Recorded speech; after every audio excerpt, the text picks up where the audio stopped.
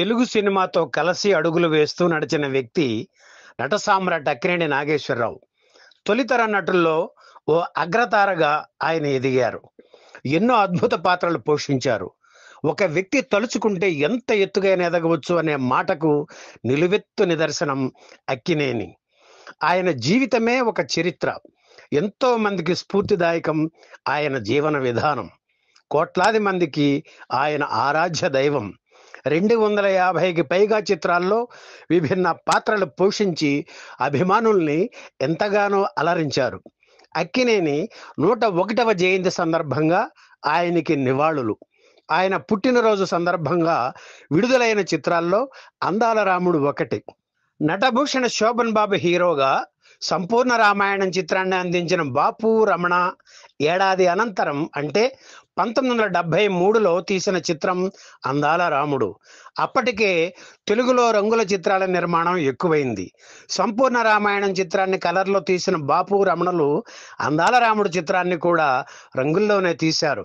నట సామ్రాట్ అక్కినేని నాగేశ్వరరావు హీరోగా వచ్చిన బుద్ధిమంతుడు చిత్రాన్ని కోనసీమలో తీస్తే అందాల రాముడు సినిమాలో 80% గోదావరి మీద చిత్రీకరించారు.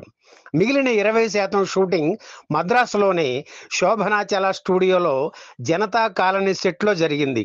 అలాగే పూండి దగ్గర చిట్టడవి చెరువుల ప్రాంతంలో ప్యాచ్ వర్క్ చేశారు.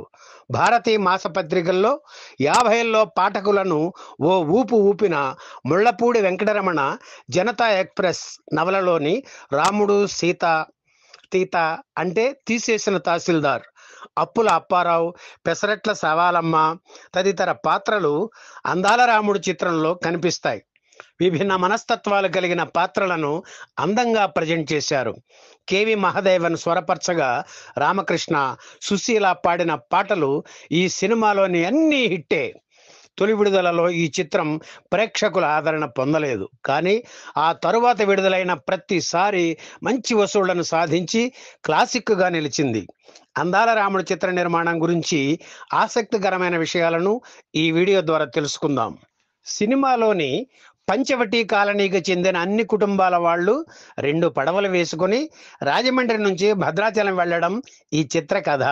దారిలో కష్టాలు, సుఖాలు, సంబరాలు, సమస్యలు, ఇదే సినిమా కథ. మొత్తం జనతా ఎక్స్ప్రెస్ అనే పంటు, దాని పక్కన సాగే ఖరీదైన లాంచి రాజహంస, వీటిని తీసుకుపోయే విక్టోరియా స్టీమర్, కథంతా ఇక్కడే నడుస్తుంది. బుద్ధిమంతుడి చిత్రంతో దర్శకుడిగా బాపు ప్రతిభ, నిర్మాతగా రమణ సమర్థత చూసిన అక్కినేని అడిగిన వెంటనే అందాల రాముడు చిత్రానికి డేట్స్ ఇచ్చేశారు.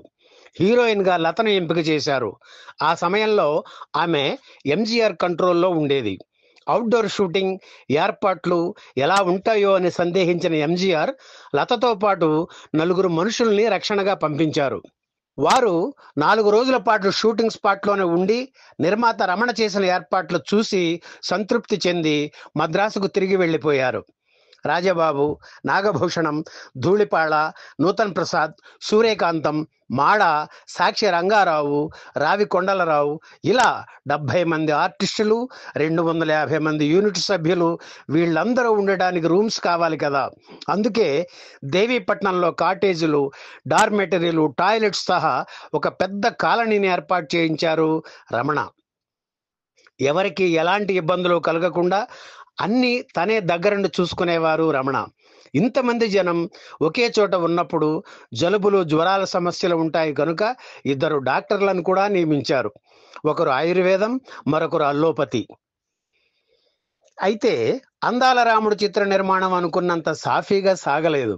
అడుగడుగునా ఇబ్బందులే. ఎందుకంటే సరిగ్గా ఆ సమయంలోనే జై ఆంధ్ర ఉద్యమం తీవ్ర స్థాయిలో ఉంది. కరెంటు సమస్య, దానిని అధిగమించడం కోసం 2 జనరేటర్లు పెట్టారు. అవి నిర్విరామంగా పనిచేస్తుండేవి. ఇంతమంది జనాలకు పాలు, పెరుగు కావాలి కదా. కానీ డైరీ ఫారమ్స్ బంద్.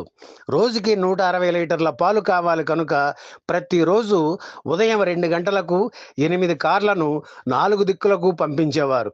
పెద్ద పెద్ద బిందెలతో పాలు తీసుకువస్తే వేడి కాఫీ తయారు చేసి ఉదయం 5 గంటలకల్లా ఆర్టిస్టుల రూమ్స్కి పంపించేవారు. ఉదయం సరిగ్గా 5 గంటలకు కాలనీలో యూనిట్కి మేలుకొలుపు పలుకుతూ సైరన్ మోగేది.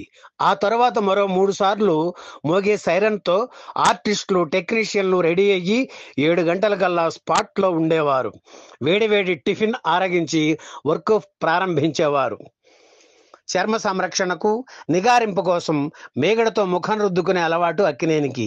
ఇంకే అవుట్డోర్లోనూ ఇంత పుష్కలంగా మేగడ దొరకలేదు అనేవారు ఆయన మేగడను ముఖానికి రుద్దుకుంటూ.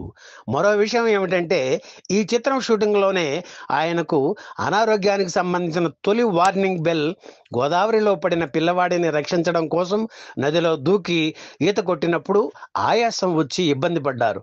ఆ తర్వాత వైద్య పరీక్షలు చేయించుకుని గుండెకు ఆపరేషన్ చేయించుకున్నారు.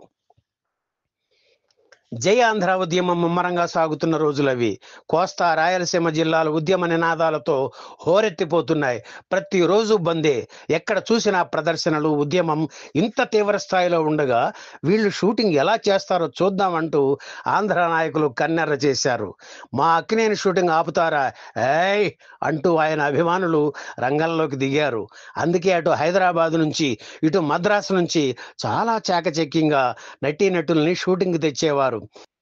హీరో గారి కారు అయితే జనం చుట్టుముట్టి ఆపేస్తారనే భయంతో హైదరాబాద్ నుంచి ప్రైవేట్ ట్యాక్సీలో ఆయన్ని తీసుకువచ్చేవారు రమణ. షూటింగ్ అంతా పూర్తయ్యాక ఆర్టిస్టులందరినీ ఓ బస్సు ఎక్కించి దానికి తిరుపతి యాత్ర స్పెషల్ అనే బోర్డు పెట్టించి భజనలు చేసుకుంటూ బోర్డర్ దాటించారు. అందాల రాముడు చిత్రం తీయడానికి 14 లక్షల రూపాయలు ఖర్చు అయ్యాయి. అక్కినేని పుట్టినరోజు సందర్భంగా 1973 సెప్టెంబర్ 20న విడుదలైంది ఈ చిత్రం. మొత్తం గోదావరి మీద చుట్టేశారు రోయ్ అని సాధారణ ప్రేక్షకుడు సణుక్కున్నాడు. అందాల రాముడు ఆడలేదు. దర్శకుడు బాపు కూడా చిత్ర అపజయం గురించి కార్టూన్లు వేసుకున్నారు. నా సినిమా ఫ్లాప్ అయినా సేఫ్ అనేవారు అక్కినేని. ఆ విషయం నిజమేనని నిరూపిస్తూ ఆ తర్వాత ఎప్పుడు విడుదలైన అందాల రాముడు చిత్రం పంపిణీ సంస్థ లక్ష్మీ ఫిల్మ్స్కు కాసుల వర్షం కురిపించేది. బాపు, రమణలు ఆ తర్వాత ఎన్ని చిత్రాలు తీసినా అందాల రాముడు నిర్మాణం వారికి ఓ మధురానుభవంగా మిగిలిపోయింది.